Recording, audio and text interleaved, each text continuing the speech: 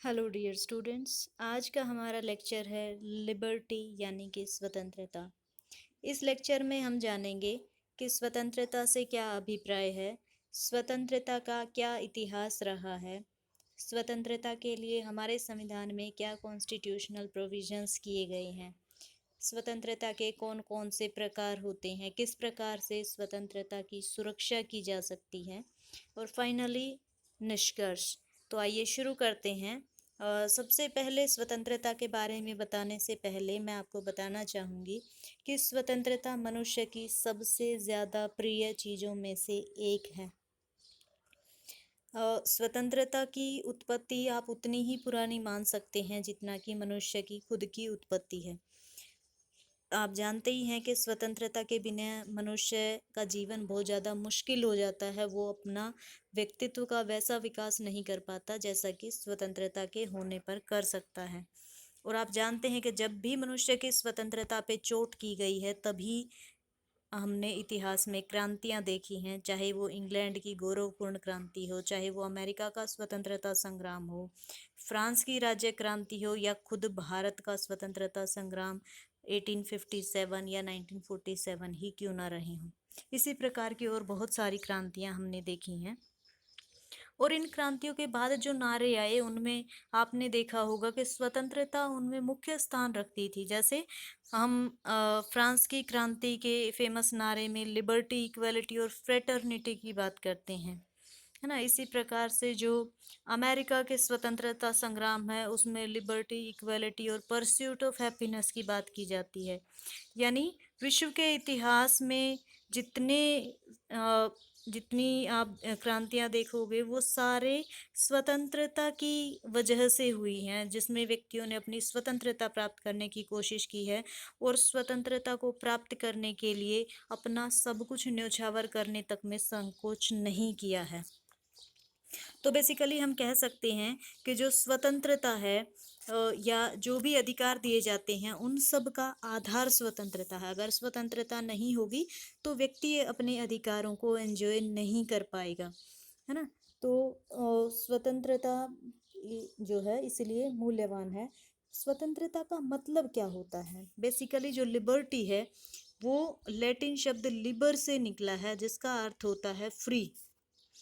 Free किससे? Free from restraints, बंधनों से मुक्ति।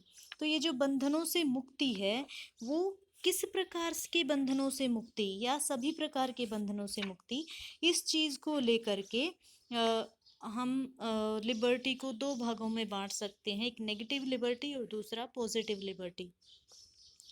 यदि बंधनों के अभाव को सभी प्रकार के प्रतिबंधों की अनुपस्थिति मान लिया जाए तो इसे नेगेटिव या नकारात्मक स्वतंत्रता कहते हैं।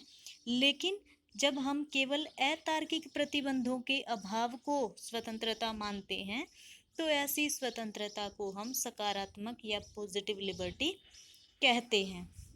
यानी पॉजिटिव लिबर्टी का मतलब क्या है कि इसमें सभी प्रकार के बंधनों का अभाव नहीं है, केवल अतार्किक बंधनों का अभाव है।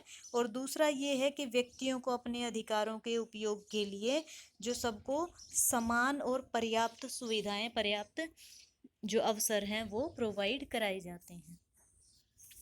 तो बेसिकली लिबर्टी की नेचर क्या है या इसकी किस प्रकार की विशेषताएं हैं? सबसे पहले तो ये है कि जो फ्रीडम का मतलब ये नहीं है कि फ्रीडम मतलब सब प्रकार के बंधनों की अनुपस्थिति है।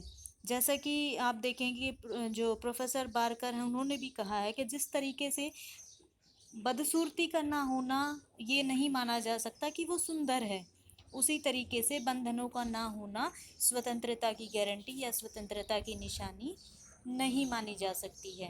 तो इसलिए जो स्वतंत्रता है उसकी क्या विशेषताएं हैं? उसकी विशेषता ये है कि स्वतंत्रता में केवल अतार्किक बंधनों का अभाव पाया जाता है, यानी तर्कपूर्ण बंधन लगाए जा सकते हैं। इसके अलावा जो लिबर्टी है, जो स्वतंत्रता है, वो सुनिश्चित करती है कि व्यक्ति को कुछ ऐसा वातावरण उपलब्ध कराया जाए, कुछ ऐसी परिस्थितियां उपलब्ध कराई जाएं जिसमें कि वो अपना विकास कर सके। यानी व्यक्ति के जीवन के विकास के लिए उचित वातावरण ही स्वतंत्रता है। इसके अलावा जो स्वतंत्रता है वो समाज में ही संभव है, समाज से बाहर व्यक्ति को स्वतंत्रता नहीं मिल सकती। जो स्वतंत्रता है उसका प्रयोग समाज के विरुद्ध नहीं किया जा सकता। जो स्वतंत्रता है वो सभी व्यक्तियों को समाज में समान रूप से मिलती है, और ये कैसी मिलती है? करने योग्य कार्यों को करने की शक्ति इसमें मिलती है। तो फाइनली हम क्या क्या कह सकते हैं कि स्वतंत्रता सभी प्रकार के बंधनों का अभाव नहीं है, स्वतंत्रता समाज में ही संभव है, और स्वतंत्रता का प्रयोग समाज के विरुद्ध नहीं किया जा सकता, इसलिए समाज के विरुद्ध ना हो इसलिए इस पर कुछ उचित प्रतिबंध लगाए जा सकते हैं। लेकिन ये सुनिश्चित करती है कि व्यक्ति के जीवन के विकास के लिए उचित वातावरण या परिस्थितियां उपलब्ध कराई जाएं, और ये स्वतंत्रता सभी व्यक्तियों को समान रूप से दी जाती है। आइए जानते हैं कि स्वतंत्रता के विभिन्न प्रकार क्या क्या हैं, विभिन्न रूप क्या क्या हैं। स्वतंत्रता के प्रकारों में हमें कई प्रकार देखने को मिलते हैं, जैसे प्राकृतिक, नैतिक, धार्मिक, नागरिक, राजनीतिक, आर्थिक, और इसी प्रकार के जैसे राष्ट्रीय या और भी कई प्रकार की स्वतंत्रताएं देखने को मिलती हैं। तो आइए एक एक करके जानते हैं कि इसका क्या अभिप्राय है। जो प्राकृतिक स्वतंत्रता है, प्राकृतिक स्वतंत्रता का मतलब ये है कि जो मनुष्य है, जब उसने कोई राजनीतिक संस्थाएं नहीं बनाई थी उससे पहले से वो स्वतंत्रताओं का प्रयोग करता आ रहा है, इसीलिए व्यक्ति को ऐसी स्वतंत्रताएं जो हैं वो प्राप्त होनी चाहिए। जैसे आप देखेंगे कि रूसो अपनी बुक में लिखते हैं कि जो मनुष्य है वो स्वतंत्र पैदा हुआ है, लेकिन हर जगह वो बंधनों में बंधा हुआ है।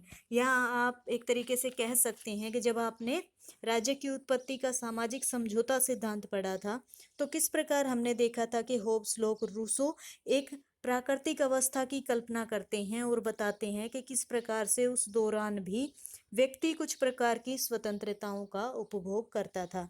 ये इन्हीं स्वतंत्रताओं को नेचुरल या प्राकृतिक स्वतंत्रता कहा जाता है। दूसरी स्वतंत्रता है मोरल या नैतिक स्वतंत्रता।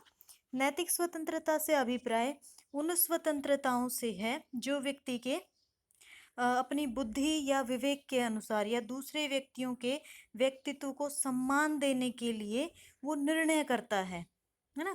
यानी जैसे आप देखोगे कि भाई अपने से बड़ों का आदर करना है, छोटों को प्यार करना है, या जो गरीब लोग हैं उनकी हेल्प करनी है। तो इस प्रकार की जो स्वतंत्रता है या इस प्रकार के काम करने के लिए अपनी बुद्धि से जो निर्णय लेने हैं, उन निर्णयों को व्यक्ति कर सके, ऐसी परिस्थितियों को, ऐसे स्वतंत्रता को हम मोरल या नैतिक स्वतंत्रता कहते हैं। इसके अलावा रिलीजियस या धार्मिक स्वतंत्रता होती है। धार्मिक स्वतंत्रता का मतलब ये है कि एक व्यक्ति अपने मन में किस धर्म को मानता है, किस विश्वास के अनुसार पूजा पाठ करना चाहता है, किस धर्म का प्रचार करना चाहता है, ये उसका व्यक्तिगत मामला है ना। तो इस मामले में वो अपने जो सोच है धर्म को लेकर के, उसमें किसी प्रकार के दूसरे व्यक्ति हस्तक्षेप ना करें, इसलिए उसको धार्मिक स्वतंत्रता भी होनी चाहिए। जैसे आप देखेंगे कि धार्मिक स्वतंत्रता का जो अधिकार है वो भारतीय संविधान में धारा 25 से 28 तक दिया गया है। यानी उसको इतना इम्पोर्टेंट माना गया है कि उसकी सुरक्षा संविधान के द्वारा सुनिश्चित की गई है, उसे मौलिक अधिकारों की श्रेणी में रखकर। इसके अलावा नागरिक स्वतंत्रता होती है। नागरिक स्वतंत्रता का मतलब ये है, इसमें वो सारे अधिकार, वो सारी स्वतंत्रताएं शामिल होती हैं जो एक व्यक्ति को एक संगठित समाज का सदस्य होने के नाते या किसी राज्य का नागरिक होने के नाते प्राप्त होती हैं। तो जैसे आप देखेंगे कि आज के टाइम में हर एक जो स्टेट है वो कानून या संविधान के द्वारा अपने नागरिकों को कुछ स्पेशल राइट्स देता है ना। तो जैसे भारत के संविधान ने कुछ फंडामेंटल राइट्स दिए हैं, उसके द्वारा कुछ स्पेसिफिक जो लिबर्टीज हैं उसको सुनिश्चित किया है। जैसे आप आर्टिकल 19 पढ़ेंगे, या आप जितने भी जो मौलिक अधिकार अनुच्छेद 12 से 35 तक पढ़ते हैं वो सारे इसमें शामिल होंगे। ठीक है, क्यों? क्योंकि वो हमें भारत के नागरिक होने के नाते प्रोवाइड किए गए हैं। अगर विदेशी इन पर अपना दावा जमाए तो उनको ये नहीं दिए जाएंगे। क्यों? क्योंकि ये नागरिक अधिकार हैं, ये नागरिकों के लिए होते हैं। इसके अलावा कुछ राजनीतिक स्वतंत्रताएं भी होती हैं। राजनीतिक स्वतंत्रता का मतलब ये है कि व्यक्ति को राजनीति में भाग लेने का, है ना, उसमें अपनी शासन व्यवस्था में भागीदारी करने की स्वतंत्रता होती है।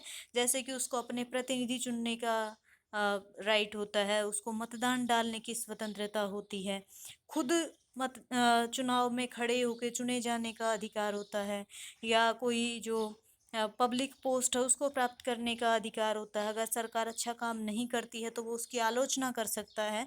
तो ये जितनी भी स्वतंत्रताएं हैं, वो सारी स्वतंत्रताएं हमारी राजनीतिक स्वतंत्रता के अंतर्गत आती हैं। इसके अलावा आर्थिक स्वतंत्रता भी होती है। आर्थिक स्वतंत्रता का मतलब ये है कि व्यक्ति जो है उसकी उसको बेरोजगारी से या भूख से स्वतंत्रता दी जाए, उससे मुक्ति दी जाए। यानी जो व्यक्ति है वो किस प्रकार का रोजगार करना चाहता है, अगर वो काम करता है तो उसको न्यूनतम वेतन मिले, काम के उसके निश्चित घंटे हों, उसको रेस्ट करने का अधिकार हो, बेकारी, बुढ़ापा या बीमारी की अवस्था में उसको कुछ इकोनॉमिक हेल्प मिल सके। तो इस प्रकार से आर्थिक दृष्टि से उसको स्वतंत्र बनाया जाए, ताकि वो अपनी अन्य प्रकार की स्वतंत्रताओं का उपभोग ठीक से कर सके।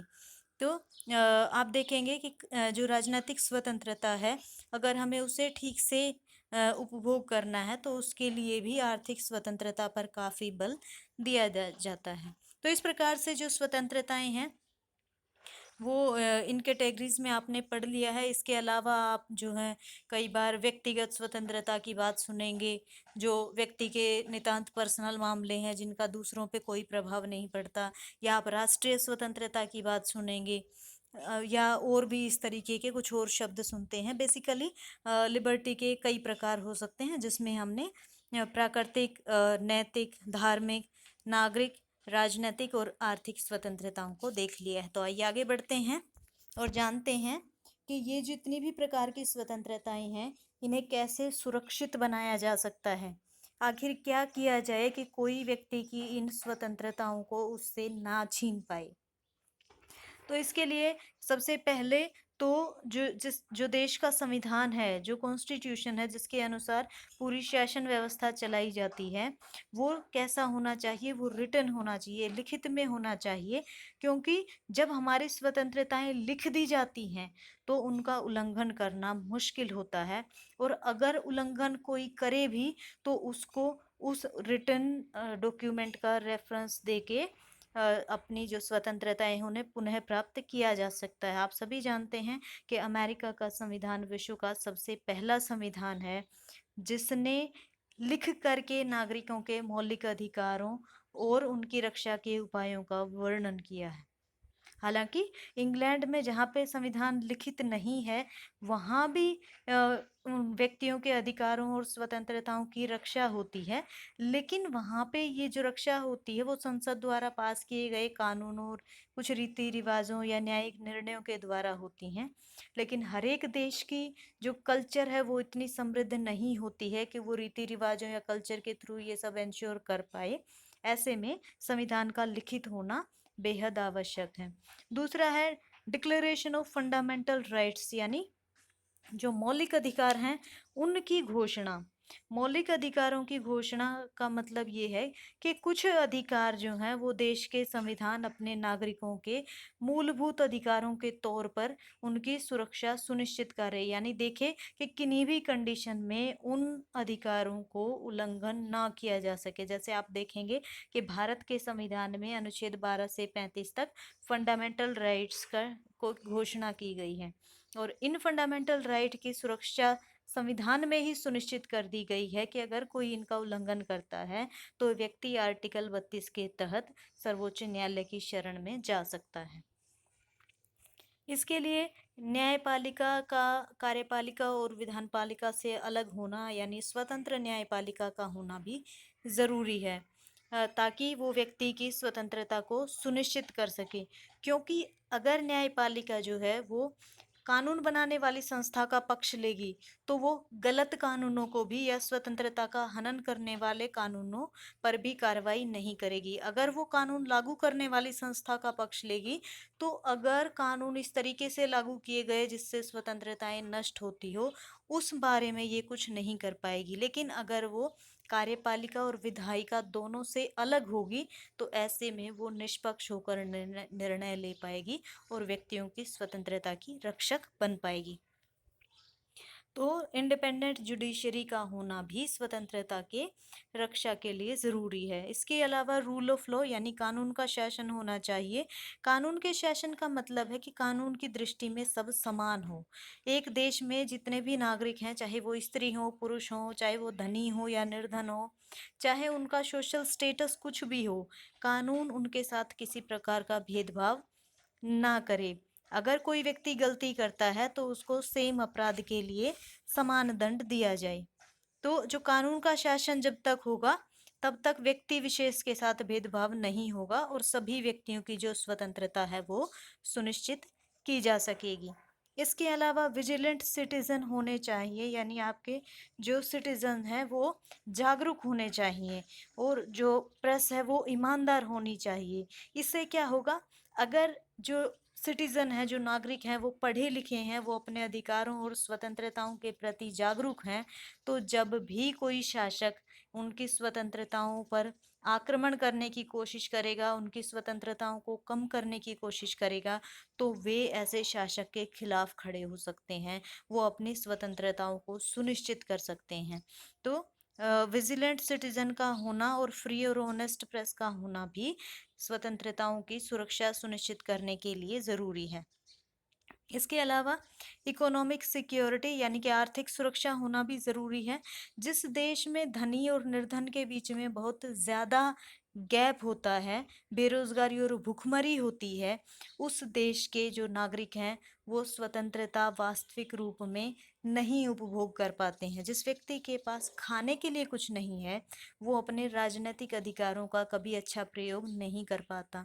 और इसलिए आप देखते हैं कि कई बार 2 वक्त की रोटी तक के लिए व्यक्ति अपने वोट डालने की स्वतंत्रता को, उसके अधिकार को बेचकर आ जाता है।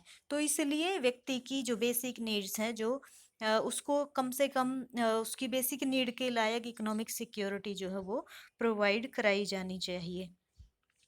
इसके अलावा जो सरकार है, सरकार का स्वरूप लोकतांत्रिक होना चाहिए, यानी जो सरकार है उसमें सभी व्यक्तियों को समान भागीदारी के अवसर हों, सभी व्यक्ति उसमें अपनी भागीदारी करें और सभी व्यक्तियों को उसमें समान रूप से महत्वपूर्ण माना जाए। तो सभी व्यक्तियों की जो स्वतंत्रता है वो सुनिश्चित रखी जा सकती है। तो इस प्रकार से स्वतंत्रता के सेफ गार्ड्स में या संरक्षकर्ताओं में हम रिटन कॉन्स्टिट्यूशन, फंडामेंटल राइट्स, स्वतंत्र न्यायपालिका, कानून का शासन, जो जागरूक एक तरीके से नागरिक और ईमानदार प्रेस या आर्थिक सुरक्षा और लोकतांत्रिक सरकारों इत्यादि को शामिल कर सकते हैं।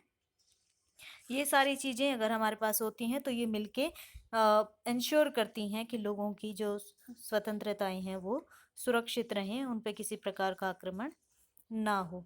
फाइनली हम कह सकते हैं कि जो स्वतंत्रता है वो इम्पोर्टेंट है। स्वतंत्रता व्यक्ति के लिए इतना इम्पोर्टेंट है कि व्यक्ति उसके लिए अपनी जान की बाजी तक लगा देता है। लेकिन साथ ही हमें ये भी ध्यान रखना चाहिए कि स्वतंत्रता का कौन कितना उपभोग कर सकता है, ये उस व्यक्ति की सामाजिक हैसियत के ऊपर डिपेंड करता है।